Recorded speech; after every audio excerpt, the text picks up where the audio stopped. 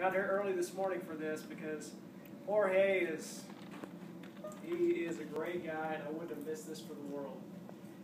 He gave me the honor. I asked him earlier this week if he would give me the honor of introducing him, and because I wanted to tell a little bit of the story about how all this started with Jorge and the Vagabond Players. Probably part of the story he doesn't know. I don't think I've told him the whole story.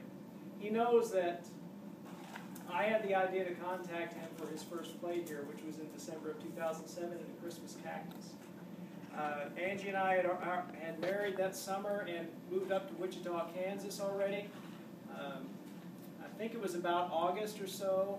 Ron Harris, who you just met, sent out an email to everybody who was in the Vagabond Players. Angie and I were one of the original Vagabond Players. We were in a play in the spring of 2007. We were married in the summer of 2007, and I got a job in Wichita, Kansas, working for an aerospace firm there.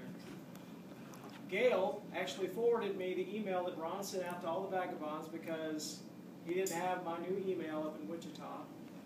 And it was asking, he said, we've got everybody cast for this play, but we need a Hispanic fellow, 30s to 40s, something like that. There was some description.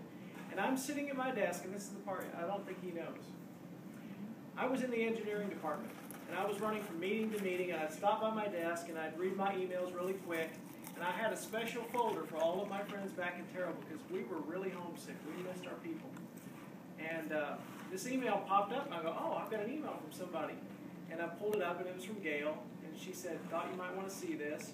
And I'm reading through it, and now, as an engineer, I'm faced with many problems. People come up to me, what are we going to do with this? What are we going to do with that? Do you have an idea? And usually I have to think about it a little bit, and then I go back to my desk, make a few sketches, come back, and I say, here's what we need to do. Okay? This is honestly the first time in my life it has been that clear. As soon as I read that, Jorge's face came into my mind. And as it did, I went through everything I'd known about him. He and I worked together at the Madix Company, which is just up the road here in Terrell. Okay, he was in the design department. He helped me out. I did some designs. He was helping me get my stuff in the catalog.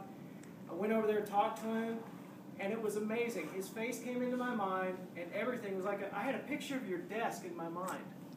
Pictures of you and the Renaissance Fair and everything, and it was like, well, of course. Yeah, it's got to be him. So I sent it back to Gail, and I said, have Mark Reynolds, who was still working there at the time, have Mark go over there and talk to him and see if he can show up. And that's how it happened. But, you know, as the years have gone by, and this is 6 years ago now. 6 years have gone by, and I've thought about it. And he's thanked me many a time for thinking of him. But honestly, I can't take the credit. It would honestly be like thanking a hammer for a well-built house. Because to me, it had to have been an act of God for that to be so clear in my mind. And all I did was pass along the information. And Jorge took that, and I have watched him go from this little play here in this wonderful room, where, as he says, all the magic begins, to go to Hollywood, to do all of these things that frightens most people. He has truly taken the road less traveled, and he has made it into something amazing. And we are all, every vagabond I know who has ever stood on this stage is proud of him. There's no words. There's no words.